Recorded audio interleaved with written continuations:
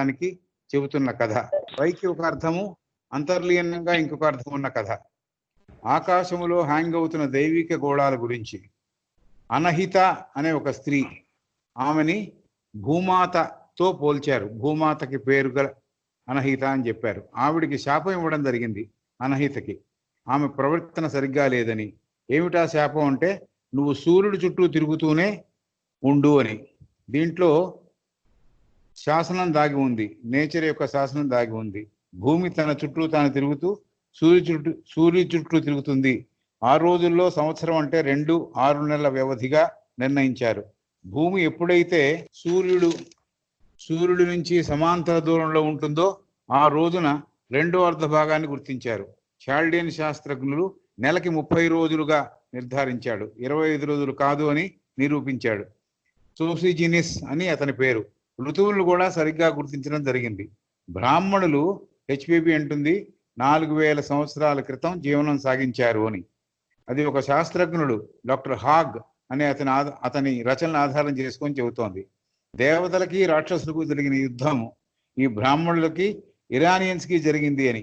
Doctor hog అనే అతను చాలా వేదములని ఇతర విషయాల్ని కూడా ట్రాన్స్లేట్ చేశారు అని.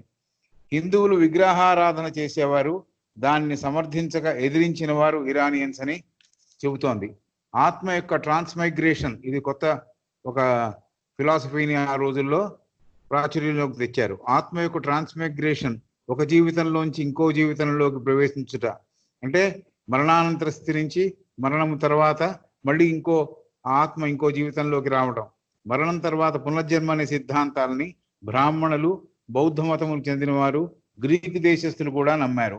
ఇంకో విషయానికి వస్తే, భగవంతుడు పదార్థములలోకి అంటే మ్యాటర్లోకి తన చైతన్యాన్ని ప్రవేశపెట్టడం ద్వారా అణువులన్నీ కదిలి సృష్టి జరిగింది అని ఒక శాస్త్రజ్ఞుడు చెప్పాడు.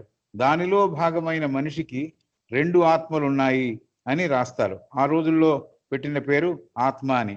ఒక ఆత్మ నశించేది అని, ఒక ఆత్మ నశించనిది అని. ప్రతి జన్మ తర్వాత మరుజన్మ ఎత్తుతూ పరిణతి లేక పరిపూర్ణత వైపు అడుగులు వేస్తుంది ఆత్మ అని ఆ రోజుల్లో కూడా చెప్పారు.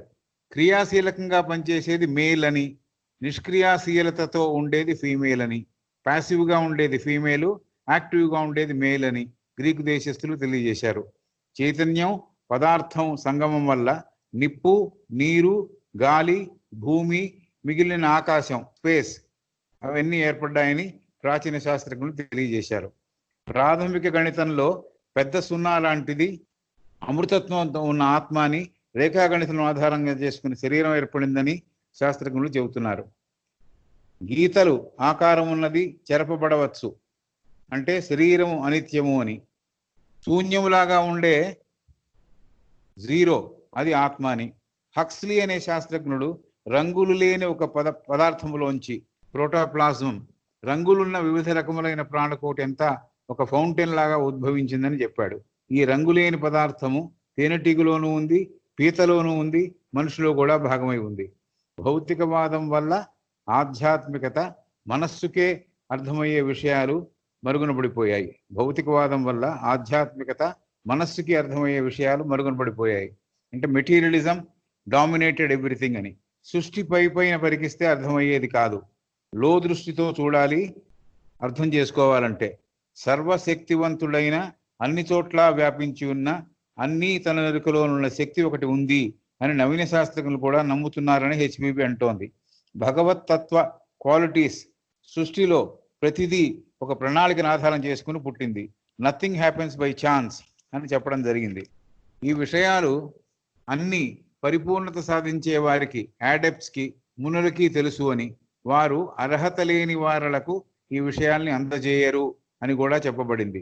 హెచ్బిబి మ్యాజిక్ గురించి మాట్లాడింది. మ్యాజిక్ 2 రకాలని చెప్పింది.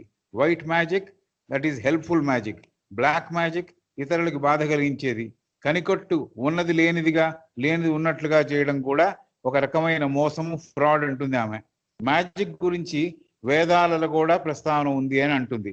మనిషి తన అధో శరీరాలను వశం చేసుకుని అమృతతత్వం ఉన్న చైతన్యంతో ఉంటే, జీవిస్తూ ఉంటే, ఇవి ఇంకా ఇతర శక్తులు కూడా అతని ఎరుకలోకి వస్తాయి. మ్యాజికే కాదు, ఇతర శక్తులు కూడా అతని ఎరుకలోకి వస్తాయని చెబుతోంది. ఈ శక్తులు ఇతరులకు సహాయం కొరకే వినియోగించాలి అనేది సూత్రం. దీక్ష పొందిన వారు అంటే ఇనిషియేట్స్, జనసామాన్యానికి పనికొచ్చే వాళ్ళకే దీక్ష ఇవ్వబడింది కాబట్టి వాళ్ళు ఇనిషియేట్స్ అన్నారు. అలాంటి వారు స్వాభావికంగా ఏర్పడిన బోధనాలయాలలో న్యాచురలీ ఫార్మ్డ్ అకాడమీస్, అలాంటి వాళ్ళు స్వాభావికంగా ఏర్పడిన బోధనాలయాల్లో పవిత్రమైన అడవుల్లో అంతా నిద్రించిన వేళ మానవాళి కొరకు శ్రమించేవారు. దైవిక శక్తితో కూడిన వెలుగులో కాంతి సహాయంతో పనిచేసేవారు. వారి దేవాలయాల్లో కూడా దీపాలు గ్యాసు నూనె సహాయం లేకుండా వెలిగేవి. భౌతికవాదులకి ఈ సత్యాలు అగుపించవు. ఎవరిలో ఈ గ్రహించే శక్తి పెంపొందుతుందో వారికి ఈ సత్యాలు అవగతమవుతాయి. ఇది లాస్ట్ క్లాస్ యొక్క summary in Telugu for the sake of couple of people who wanted it in Telugu summary.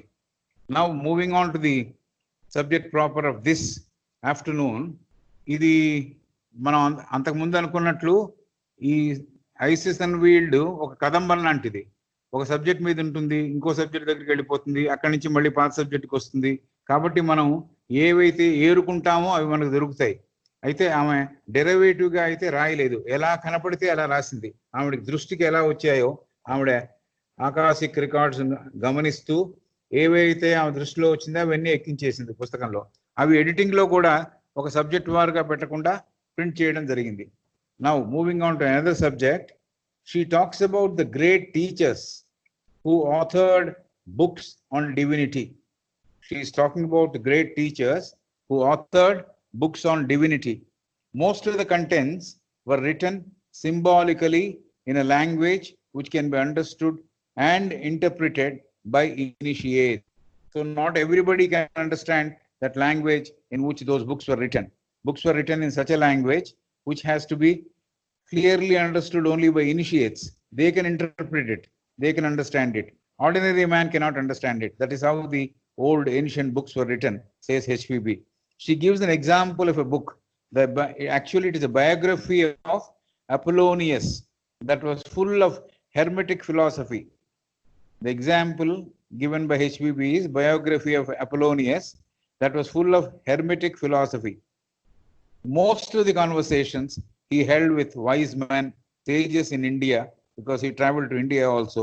In other places, the interviews he had with kings and other countries he visited, the priests he met, were all written in symbolical, esoteric, allegorical fashion. కాబట్టి రచనలన్నీ ఆ రోజులలో ఎలిగారికల్గా గుంభనగా రాసేవారు అనమాట. Symbolical, ఎసాటరిక్, ఎలిగారికల్ పైన కనిపించేది ఒక అర్థం, దాని వెనకాల ఇంకో అర్థం. కాబట్టి that is how those stories were written or books were written. Some of the secrets of nature were given in veiled language. Some of the secrets of nature were given in veiled language. Again, secrets of nature also were not openly given to everybody. They were given in a veiled language.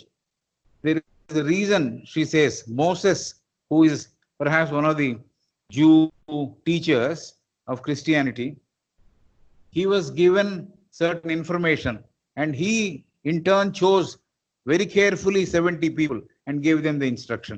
So arhata unna vallake cheppevallata. People who eligibility, they used to receive these instructions. So that's how even the secrets of nature were given in veiled language. In a way, nature is divine, nature is godly. That's the reason why the reasons of the secrets of nature also were given in veiled language, in a language which cannot be understood just like that. It has to be interpreted. The biography also mentioned details of King Solomon and the great Hiram Abif, about whom Masons of those days were not very sure as to who Hiram Abif was, why Hiram died, which the Masons discuss and want to avenge, meaning they would punish the persons who killed Hiram.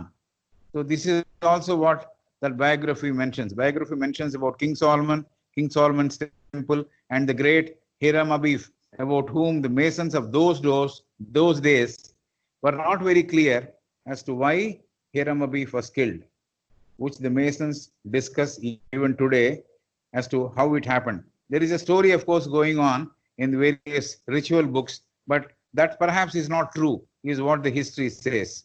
Want to avenge, meaning the people who are Masons, they want to avenge, meaning they would like to punish the persons who killed Hiram Abif. Next, she picks up Kabbalah philosophy.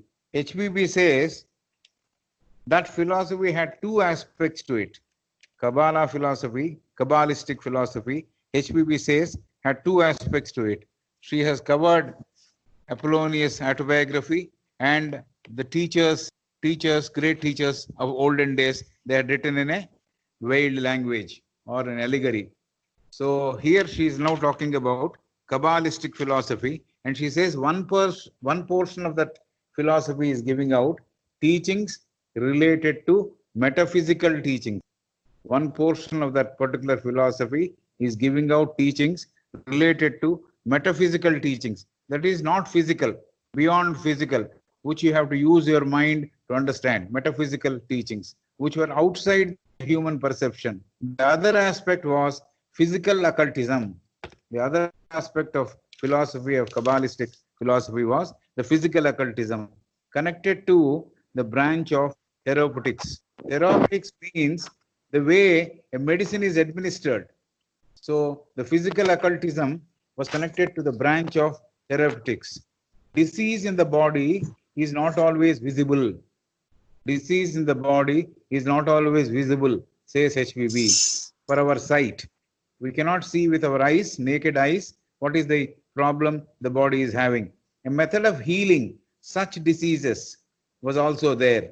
This branch of healing would help in curing the suffering. So modern medicine has advanced, she says, in the areas of anatomy, pathology, physiology, therapeutics. All these areas, man has advanced quite a lot, because so much of information is there about anatomy these days, pathology these days, the diagnostic tests have come up, physiology and therapeutics. So much of information is available now. But that was not the case in good old days. But they used to depend on the spirit or the method of understanding what is wrong with the person who is having disease. But due to narrow-mindedness, though so much of progress has been made in these subjects of anatomy, pathology, physiology, therapeutics, etc., but due to narrow-mindedness, one school of doctors do not recognize what another group of doctors have invented. For example, a better way of curing a disease. So this is the problem. Most of the people were not willing to share the information. Not only share the information, trust the information which has been published by other people or brought out by other people. So this narrow-mindedness was there amongst the physicians of those days. So one school of doctors will not recognize what another group of doctors have invented, for example, a better way of curing a disease. Even now people say two doctors don't agree on one particular diagnosis. This is perhaps was true even in those days. So narrow-mindedness was there amongst physicians, and so one school of doctors do not recognize what another group of doctors have invented, for example, a better way of curing a particular disease. The doctors were also materialistic in their approach. The doctors were also materialistic in their approach and were not driven by all-pervading universal spirit. So they were not caring much for the spirit which is dwelling in the patient, but they were trying to perhaps take alms or take the help of money or whatever they have. The doctors were materialistic in their approach and were not driven by all-pervading universal spirit. Ancient doctors cared for the spirit in man. Ancient doctors cared for the spirit in man. Ancient than the people whom she has mentioned now. See, this mentioning of Kabbalist philosophy, prior to that also there were ancient doctors. Those ancient doctors cared for the spirit in man. So they could easily cure the physical. Because they could see the spirit, they could see the physical. Of course, now people say, if you examine the etheric double, you can cure the physical body. That's exactly what people have been saying now. So those ancient doctors could see the spirit in man, could examine what was wrong with the spirit in man, and so they could easily cure the physical. Meaning there was a deeper insight which they used to exercise in trying to understand the patient. This is true even today. We see a doctor who is collecting the fees in advance and writing his prescription even before the patient has talked about his problem. This is what we observe even today. But there is another doctor who listens to you, listens to the patient, assures the patient that he will be all right soon. The doctor who is listening and acting with care and love has cured the patient with his undivided attention. Like in ancient times, physicians were materialistic, narrow-minded. The scene continues to be the same even today. So this is how HBB is describing from Kabbalistic philosophy. The second element was therapeutics, which was connected with medicine, and she went on talking about how doctors have been viewing at the treatment of the patient, how doctors were not agreeing with each other, how people were not cooperating with the research which they are doing together. They will not accept. They used to run down the other group of people. All this she has mentioned. So this is what we see in this Kabbalistic philosophy, second portion of it. The first portion dealt with a different matter. The second one was about physical occultism. The first one dealt with metaphysical teachings. So she has not talked about metaphysical teachings here, but she talked about medicine. The physical occultism is what she had called it. HBB says when whole lot of medical practitioners, HBB says when whole lot of medical practitioners exhausted all their methods and could not cure the patient, not care. HBB says when whole lot of medical practitioners exhausted all their methods, all their knowledge was used to cure the patient, could not cure the patient, the mesmerist or a person who heals with faith comes about and cures the patient. She says this, though the people who have read all about physiology, anatomy, etc., they have exhausted all the methods and could not cure the patient because they had something, some link was missing. The mesmerist would step in, or a person who heals with faith would step in and he will cure the patient.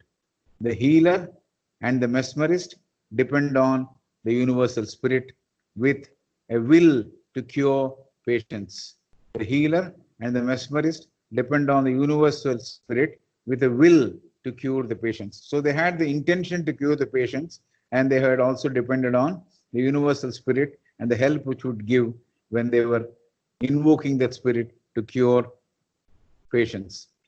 When the physician fails, the divine steps in to treat, she says. When the physician fails, the divine steps in to treat. So this is what HBB is saying as far as the treatment goes.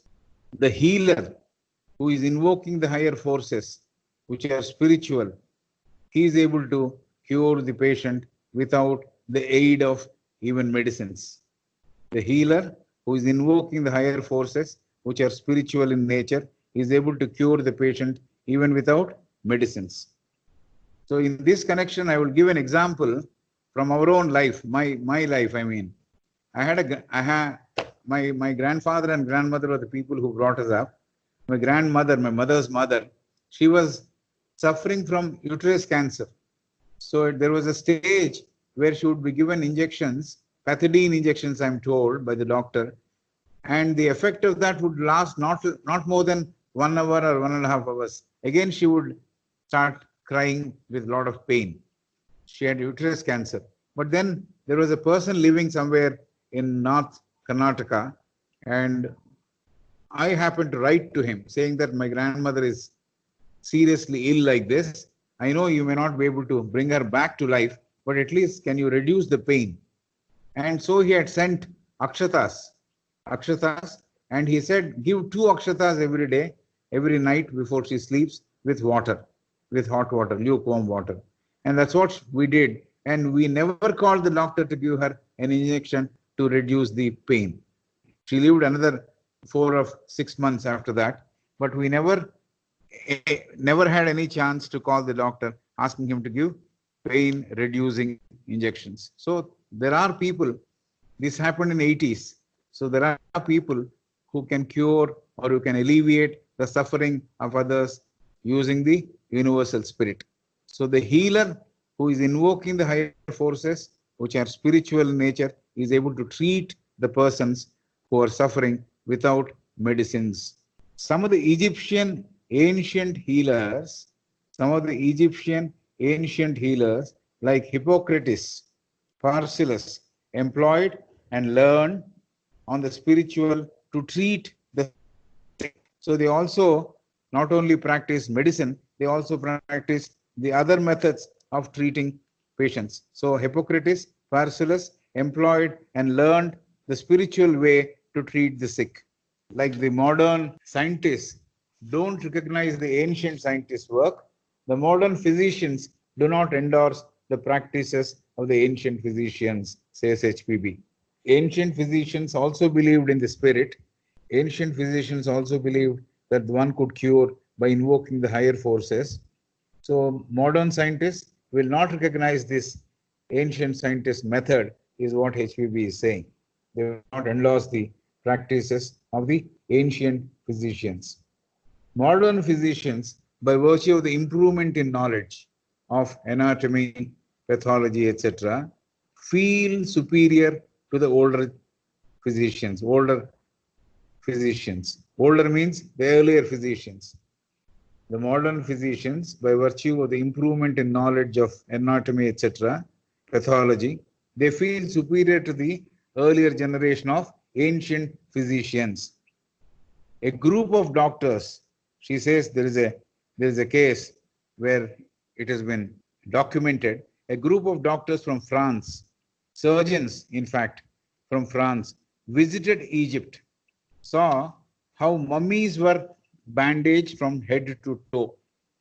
The surgeons had come from France, they visited Egypt, they went to these pagodas, they saw how mummies were bandaged from head to toe. All of them, trying to replicate the method of bandaging, confessed that they cannot match the skill of bandaging a wound even. So such was the class of bandaging in those days. So though they had an example before them, though they had something to look up to and then copy that example, still they say we are not able to match the skill of those people who had bandaged. So such were the skills of Egyptians. In fact, HPB spent a lot of time in Egypt. So Cairo, to be precise. So she has collected a lot of details of Cairo Egyptians, and she has made it part of even Secret Doctrine and this book, Isis Unveiled. Now HPB moves on to another subject. This is astronomy. She has touched upon medicine. She has touched upon the old method of writing, the writing which was always not open but hidden, allegory and all that. She has talked about physicians, how physicians treat, how modern physicians treat, how the older ancient people have treated people. All that she has covered. Now she has moved on to another subject which talks about astronomy. And she talks about the ancient astronomers. And she says in one of the places, there are 7 keys. And one of the 7 keys is astronomy. So HPB now talks of astronomy and the ancient astronomers she wanted to deal with in that book. Astronomy was so well practiced in Mesopotamia. That's the place. It was well practiced in Mesopotamia. They had no instruments.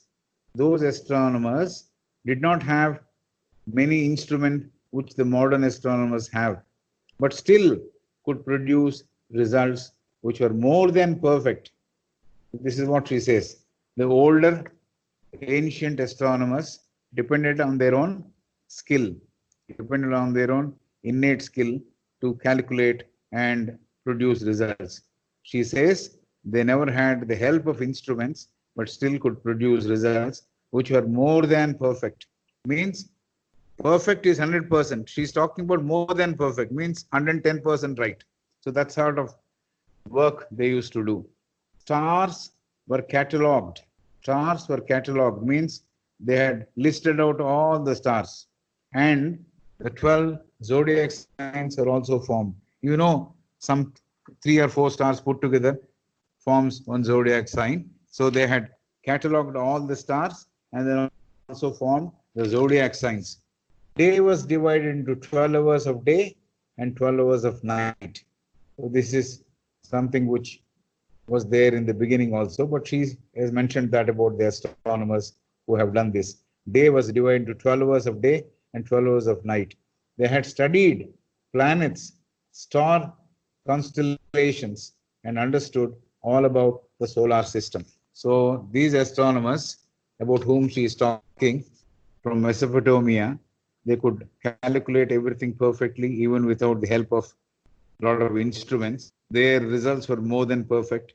Stars were all catalogued and zodiac signs were also formed. Day was divided into 12 hours of day and 12 hours of night. They had studied planets, star constellations, and understood all about solar system. Then she talks about a Chaldean astronomers, Chaldean, they're from Chaldea, the place, Chaldean astronomers. They made their observations also. They could predict eclipses. They could predict eclipses. They had recorded of the past observations about 750 years for the sake of future community. Chaldean astronomers made their observations. They could predict eclipses as they're going to come. But not only that, they had recorded the past observations of about 750 years for the future. So not only the future eclipses, and also they went back into the history and recorded all the 750 as to years as to how the eclipses formed. That was for the helping the future students. So this is Chaldean astronomers. Then the favorite subject of us, HPP touches upon geometry. Geometry and the truths are interconnected. That's what she says. HPP now touches upon geometry. The eternal truths of the world, if they have to be discovered, not on the basis of statements who lived at that time, not based on words. That means HPP touches upon geometry, and she says the eternal truths of the world, they have to be discovered not on the basis of statements statements of persons who lived at that time, but it has to be discovered by investigations of geometry and raising questions to understand the nature. This is what she says. This is how the whole investigation takes place, she says. The geometry and truths are interconnected. The eternal truths of the world, that is Vishwamu, universe. World means she is meaning the entire universe. The eternal truths of the universe, they have to be discovered not on the basis of statements of any individual, not on the basis of any statements of prose or anything, but they depended on investigations through geometry, investigations using geometry and raising questions to understand the nature. She has actually written interrogating the nature. This is exactly the word she has used. Interrogating the nature means going deeply. Interrogation is done to find out the truth, isn't it? When somebody is getting interrogated, the law administrators are trying to find out what is the truth. She says the people living at that time, the geometricians and others, they were interrogating the nature to understand the truth. The builders of pyramids were best practitioners of geometry, says HPB. The builders of pyramids, again at Egypt, were best practitioners of geometry. So she is talking about geometry and truths are interconnected. So the eternal truths, the truths which will always be there, they will always be true for all times to come. They have to be discovered based on geometry, she says. In the investigations, one does using geometrical skills and raising questions, interrogating the nature so that they can understand more of that nature. And nature has so many secrets which are there. Nature has so many laws which have to be explored. The builders of pyramids were best practitioners of geometry, says HVB. Those days, HVB says, they were using lot of symbols to denote divinity. Everything was symbols. In fact, in the beginning, we understood that autobiography or biography of somebody, Apollonius, was all in veiled language. It was in symbols. Not all could read it. So she is now again mentioning they were using a lot of symbols to denote divinity. To understand divinity, they used to have only symbols. Symbols represented the deeper meaning of an idea. The symbols represented the deeper meaning of an idea, especially of divine nature. Symbols represented the deeper meaning of an idea, especially of divine nature. There is a statement, as below, so it is above. This is a statement they have used, Hermetic philosophers used, as below, so it is above. They were trying to understand the divine invisible with the earthly and visible. This is what perhaps they were trying to do. What is known is there. They were trying to approach the unknown, she says. They were trying to understand the divine invisible with the earthly and visible. The symbols of Hermetic philosophy revealed great knowledge of the natural sciences and the study of the cosmic power. So all these symbols, they had a different interpretation to be given by people who are well versed in Hermetic philosophy. So these symbols of Hermetic philosophy revealed great knowledge of the natural sciences. Natural sciences need not be again said very clearly that they were connected to the nature, physics, chemistry, biology, all these things. So they were having this great knowledge of the natural sciences and they were using symbols and the study of the cosmic power. So what exactly is there in cosmos and what is the power? What are the special qualities of the cosmos? All these things were studied and their study was denoted or depicted through symbols. Egyptians did research for tens and thousands of years to understand the laws of nature. She says Egyptians did research for tens and thousands of years to understand the laws of nature, which is actually the study of the universe. So a lot of scientists, a lot of people who are busy doing this research meaning looking afresh again for the tens and thousands of years to understand the laws of nature, which is actually study of the universe. So if you understand the universe, if you try to understand all the things which are hidden in it, maybe yes, you would like to get at the bottom of the thing and what is God, what is universal principle. Perhaps they were trying to understand what is the ultimate principle by studying the universe which has come out or which has emanated from him. They also developed the Masonic philosophy. Egyptians developed the Masonic philosophy. It is without doubt the first science religion. This is what HPB says. Egyptians, in fact, the earlier history of Masonry also suggests that. So they say they developed the Masonic philosophy and it is without doubt the first science and religion. Masonry is religion as well as philosophy. That's what she means. So they were studying the laws of nature. They were getting into the geometrical projections and understand universe. They were also trying to understand the symbols which represented divinity. So all this they have done and they were trying to understand from known to the unknown. As below, so it is above is a statement which they believe. So they knew what was there and from there they were trying to get at what is hidden. So this is the description she gives about the ancient way of working of Chaldean and Egyptian researchers. And what is interesting is Egyptians also developed the Masonic philosophy and that is a science and religion. Right. Then, though the general masses believed, though they believed in more than one God, because as many religions were there, each religion used to talk about God in one form or the other, and this is God, that is God. That's how they went about telling masses. So general masses believed more than one God. The educated few The educated masses means uneducated masses. That's what she means. They believed in more than one God, means more than one form of God. The educated few believed the concept of one God and his existence. So there is a difference between the educated and the masses. Masses were led by those people who were preaching the so-called religion. The so-called religion, each one had their own method of suggesting how God looked like, how God works.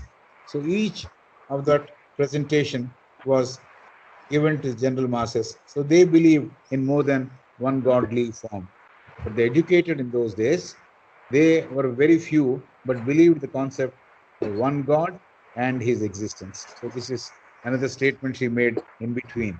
HPP says only adepts means people who have raised and reached perfection. Only adepts knew the secrets behind the veil of Isis. HPP says only adepts knew the secrets behind the veil of Isis. Isis means nature. So only the adepts, they were quite aware of the secrets. Others were not endowed with intuition to understand what lied behind the veil. So you need not just intelligence to understand what is behind the veil. A lot of people have lifted the veil on the surface. They tried looking at this, just seeing what is behind the veil, but they couldn't understand anything. One has to examine that with intuition to understand what lies behind the veil. So suppose you lift the veil, you may perhaps see the face of that particular idol, but that's not the thing. Seeing the face of the idol is not the thing.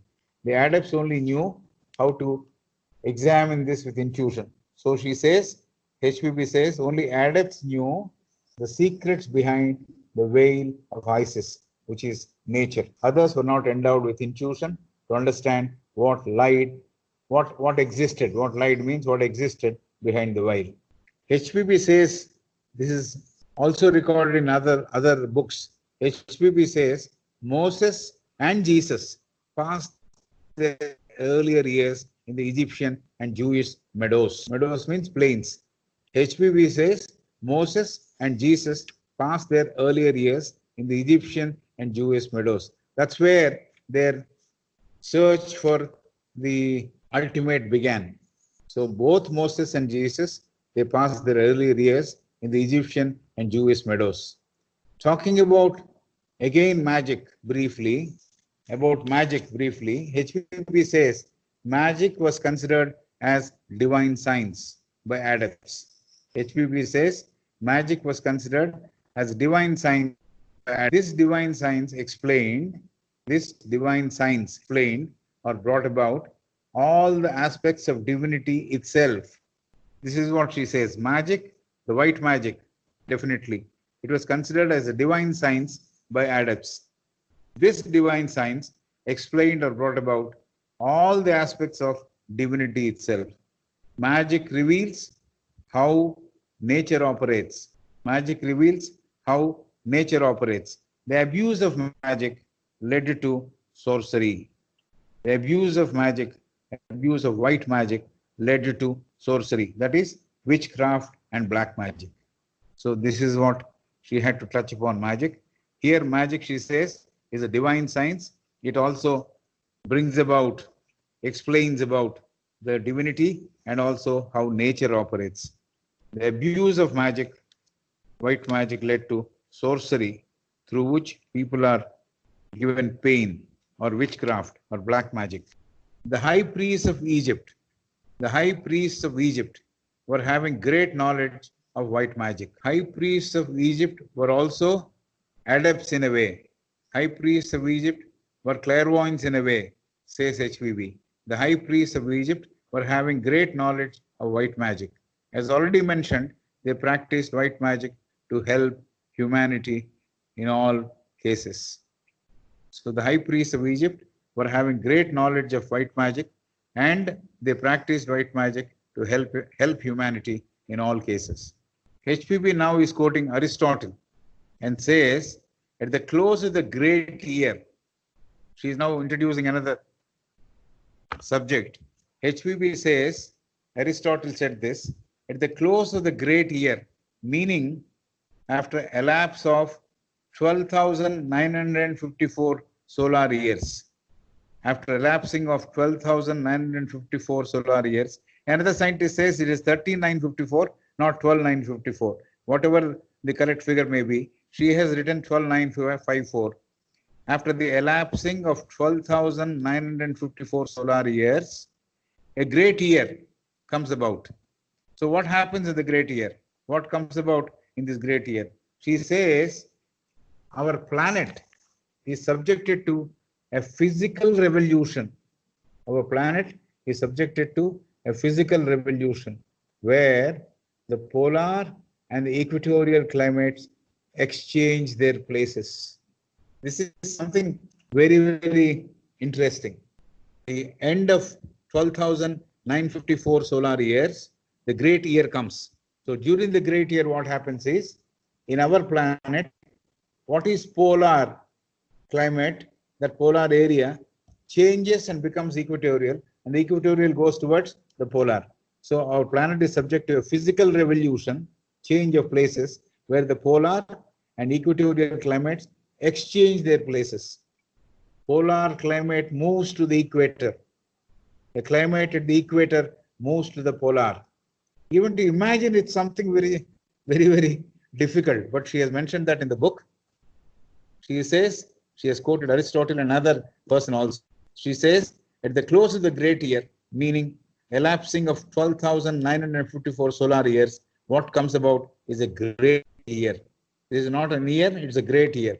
During that great year, what happens is, our planet is subjected to a physical revolution where the polar and equatorial climates exchange their places. Polar climate moves to the equator, and the climate at the equator move to the polar. This change brings about earthquakes, violent upheavals, and cosmical pains, she says. This change brings about the moving of solar to the equator and equator to the solar. This change of climate and change of places, it brings about earthquakes, violent upheavals, and cosmical pains, she says, because of this great change. So this is a very interesting phenomena which she has revealed. A mini semi-universal deluge takes place. A mini Mahapralaya, a small pralaya, maybe a mini semi-universal deluge, pralaya, takes place. This dogma was believed as the right one by the initiated priests all over, and the initiates of the East also believed in it. Egypt also is from the East only. We can only take it as East, not West. So this dogma was believed as the right one by the initiated priests all over the place. The initiated priests, they knew that this is what happens. So this great year is something which we can remember. And if somebody has the question about that, what exactly happens during the great year? This is what happens. Withdrawal of whatever has been created up to that point of time through violent upheavals, earthquakes, and cosmical pains. The cosmos itself goes through a bit of readjustment, so it's a painful readjustment. So that also goes through. And the polar climate moves to the equator, the climate at the equator moves to the polar. So this is what happens. And the initiated priests all over, they were party to this. They knew this dogma is a working dogma, working practice. HPB mentions again the details of kalpas. This is also there in the secret doctrine, but here also she has made a mention of it. HPB mentions the details of kalpa. Mahakalpa is consisting of an untold number of periods. Mahakalpa is consisting of an untold number of periods. Kalpa, so many kalpas put together is Mahakalpa. They have not put a number there. So untold number of periods is Mahakalpa, consisting of an untold number of periods running into far older periods. This is what it is. So Mahakalpa is something very big. We cannot imagine. Kalpa actually 43 lakhs 20,000 years. Kalpa is 43 lakhs 20,000 years. out of which she starts off saying Satya Yuga. Satya Yuga was 17 lakhs 28,000 years. Treta Yuga was 12 lakhs 96,000 years. Dwapara Yuga was 8 lakh 64,000 years. And Kali Yuga was 4 lakhs 32,000 years. So Mahakalpa, we don't know how many years put together will become that. But Kalpa is 43 lakhs 20,000 years. That is all these four put together. Satya Yuga is 17 lakhs 28,000 years. Treta Yuga is 12 lakhs 96,000 years. Dwapara Yuga is 8 lakhs 64,000 years. And Kali Yuga is 4 lakhs 32,000 years. Total is 20 lakhs. Mahayuga. So if you see, Kali Yuga is 432. Multiplied by 2, you get Dwapara Yuga, 864. Multiply 432 by 3, you get 1296. That is Treta Yuga. 432 multiplied by 4, you get Satya Yuga. So Satya Yuga is 4 Kali Yugas put together. I mean, just the time factor. 4 lakhs 32,000 into 4 is Satya Yuga, 17 lakhs 28,000. Into 3 is Treta Yuga, 12 lakhs 96,000. Into 2, 8 lakhs 64 is Dwapara Yuga. Kali Yuga is 4 lakhs 32,000 years. So this is also corroborated by Buddhist cycles of time, and also similar studies have been made in India. So the good old Vedas and all those things also reveal the same, she says. She's talked about this time, yugas, kalpa. Now she talks about Manvantara. Manvantara. She says it is 308, 448,000 years. 308, 448,000 years is Manvantara. 30 lakhs, 84,000, 84, 48,000. 308, 448,000 years is Manvantara.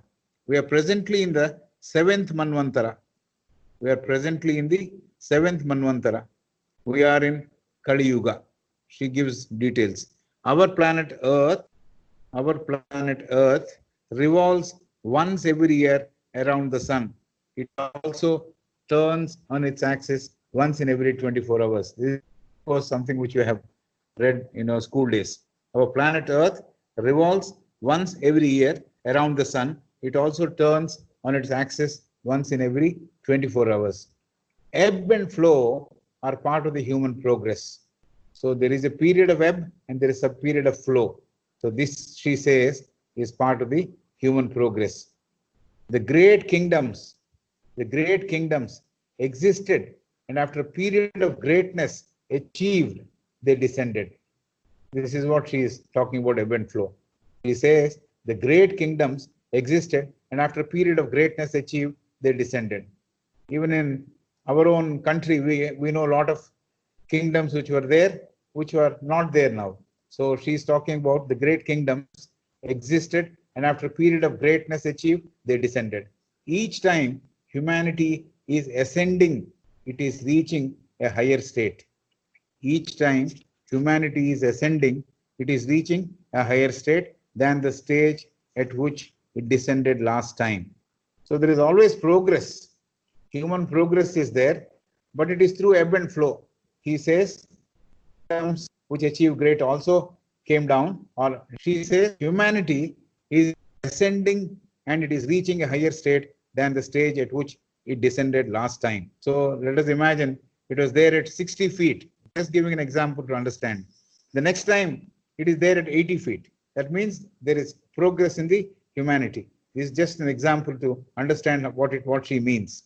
The physical revolution is a fact. The physical revolution is a fact, she says. Similarly, there is the revolution of intellect, intelligence. The physical revolution is a fact. Similarly, there is this revolution of intellect, and there is also the spiritual evolution. There are three evolutions: the physical revolution or evolution, and then the revolution of the intellect and the spiritual evolution. All the fundamental truths that we are permitted to know on earth are kept in safe custody of adepts. There is a physical evolution taking place. There is an intellectual evolution taking place. There is also a spiritual evolution taking place. But all the fundamental truths that are connected with these evolutions that we are permitted to know. We are not permitted to know everything. That's what it means.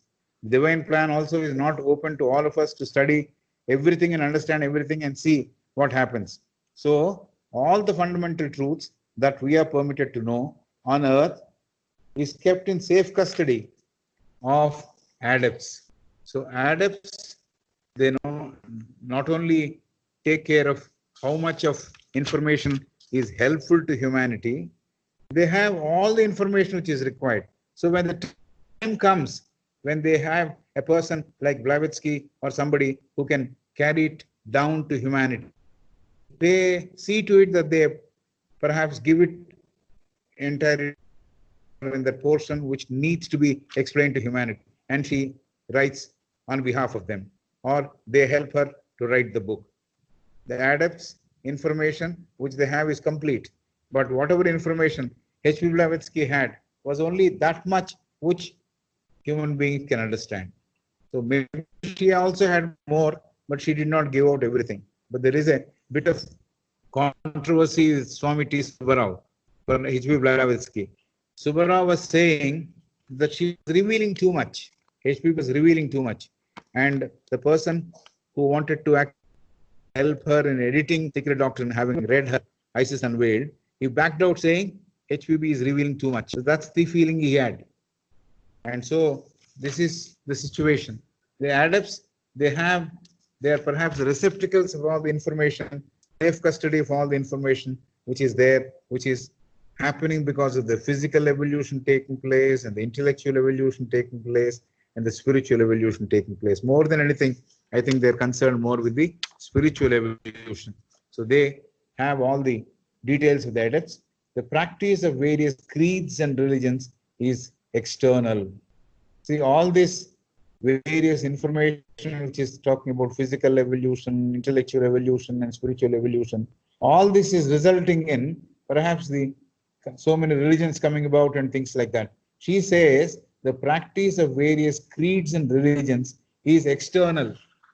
Internally, there is a different purpose and there is unity. Internally, there is a different purpose and there is a unity. The different purpose is to see everything comes together. There is no two there. Everything is one. But when it comes out as a religion and that is juxtaposed against another religion, there seems to be apparently two religions fighting against each other. So she says the practice of various creeds and religions is external, means for outside, external appearance. There are so many religions, but the chief content, the main content of all the religions is one and the same. That's why we call theosophy as wisdom religion. Wisdom religion. Wisdom religion is the base upon which the different religions came up at different epochs of time, according to the need of the people who wanted to exercise or get into the particular religion. That religion was propounded. Religion was brought about. So she says the practice of various creeds means again sectarian division in a religion, like Hinayana, Mahayana, Protestants and Catholics. All these creeds also in the religions are also external. It's not real. In reality, everything is one and same. The guardians of this wisdom, meaning adepts, have solved all the problems of humanity. The guardians of the wisdom have solved all the problems of humanity. They form an unbroken chain of protection around the globe. So these masters or these adepts, who we call masters, they form an unbroken chain of protection around the globe. So they have tremendous power. They can use that power and see everybody is protected. So this is what they do. And there is a definite way in which they work for the sake of humanity, to see that everybody progresses and everybody reaches the goal. So they help each and everybody. So that's the work of the masters. They are absolutely unselfish in their approach. So they are there. They are the adepts who store all the information. They choose the person through whom the information can be given to humanity. So they are doing that work. Then she says, the secrets will be revealed when the time is ripe. The secrets will be revealed when the time is ripe. So only when the time is right, only when the time is apt, the secrets are given. It is not given in advance so that people can get prepared and things like that. It is not like that. The secrets are given only when the time is ripe. So if it is not ripe, the information will not come. If it is not ripe, the decision of the adepts is to see that it is not revealed. So the secrets will be revealed when the time is ripe and apt. Then HPP writes towards the end of this particular chapter, the first chapter, she says something very interesting and something which we can ponder over. There is a divine power. This first chapter is coming to an end. Of course, like everybody picks and chooses while going through the chapter, there are so many details. But how you pick the details so that the information conveyed or to be conveyed is be meaningful, will be of interest, is something which we have to choose. So that is the reason why we have chosen certain material which will be useful for people to ponder over. So this particular concluding paragraph is on page 29 of the Isis Unveiled, the first chapter. There is a divine power. It has as its being is capital B. There is a divine power. It has as its being all things visible and invisible. Everything is included there. The visible is included, the invisible also is included. There is a divine power. It has as its being all things visible and invisible. Of its majesty and boundless perfection, we dare not even think. Of its majesty and boundless perfection, we dare not even think. Meaning, we will not be able to estimate, we will not be able to understand the majesty of the divine power and the boundless perfection. Perfection has no limits. See, I can imagine boundless sea, but she says boundless perfection. Perfection has no limits. So such an amount of perfection is what is there in the divine being. So there is a divine power. It has as its being all things visible and invisible. Everything is included there. Of its majesty and boundless perfection, we dare not even think. We cannot even imagine what the perfection is and what the majesty is. So such is the power. It is enough for us to know, it is enough for us to know that it exists and that it is all wise. It is enough for us to know that it exists and that it is all wise. So the information or the fact that it is there, it is existing, it is guiding everything, it is overseeing everything, that is good enough. And that knows everything, that is wise. It knows everything. There is nothing which has to be explained by any other agency. It knows everything. It's wise. With other fellow creatures, we possess a spark of its essence. So with other fellow creatures, we possess a spark of its essence. That being, that big being which is there. With other fellow creatures means there are so many creatures in the world. Every creature has an essence of that being. We also carry that spark in us. So she says, with other fellow creatures, we also possess a spark of its essence. So that great being who knows everything, whose perfection is boundless, whose majesty is unimaginable, and one which can see visible and invisible things, and it is existing always, eternal, immortal, and it is all wise, and that particular being which is there, and that being's essence is carried by all our fellow creatures, and we also have an essence of that in our being. The supreme power whom we revere is the boundless and endless one. The supreme power whom we revere means respect is the boundless and endless one. Endless. Adyantamulu lenidi antaru kada. It is no beginning, it has no madhya, it is no end. So that sort of a being, boundless, aparimitala. There is no question of fixing a limit to it. It is boundless, endless one, and we revere that particular spirit, that particular power, supreme power. And he is the grand central spiritual sun. This is the phrase she has used. He is the grand central spiritual sun. So in the master's letters and also in some other places, it is said that there are so many other suns because there is a sun required for each solar system, right? So we have our solar system, we see our sun here.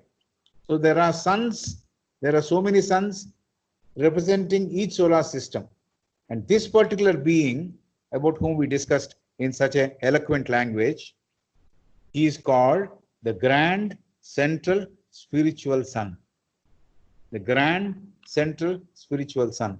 This is the eternal being, the boundless being, and the endless being, the one which knows everything.